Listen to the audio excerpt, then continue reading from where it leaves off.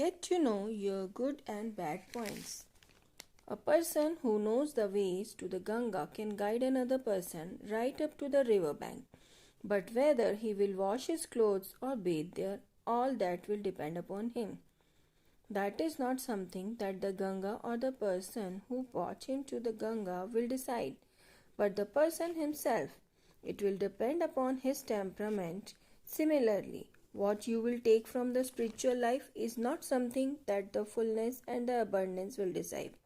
It is you and your willingness, ability, and desire for increase of that ability who will decide.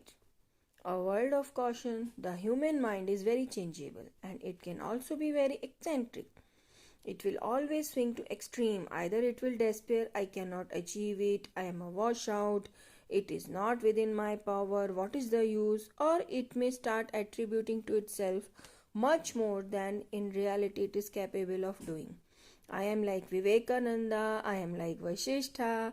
To start thinking too highly of oneself is not good, and too much of negativity and a fatalistic spirit is also not good. They also make a level-headed assessment of themselves, will know their abilities and powers, and they will know their weakness and problems also. Seeing themselves clearly as they are, they study the situation. As I am, I shall do the maximum best that I can and take the maximum benefit out of this situation that God has blessed me with. That is enough.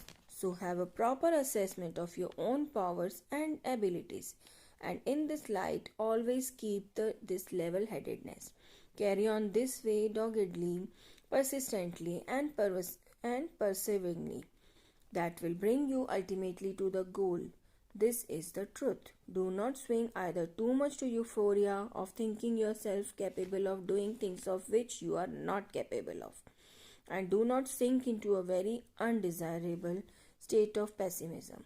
That is against God's wishes and contrary to His law. It is something negating His presence, His great power and splendid presence within.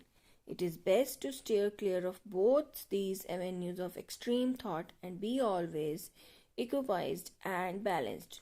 Take a view of yourself that is realistic, practical, and true, and then function them that level. That is the way to success. Do not compare yourself with Vivekananda, Vishwamitra, Gautam Buddha, or Shankaracharya.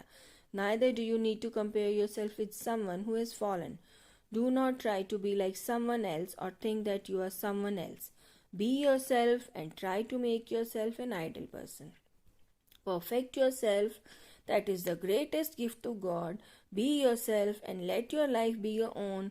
Draw strength and light from all directions, then you will not go wrong. Otherwise, imagination can take you into flights of fancy. But if you are yourself, you cannot dance away into fantasy, because you are the best judge of yourself as yourself. Thank you.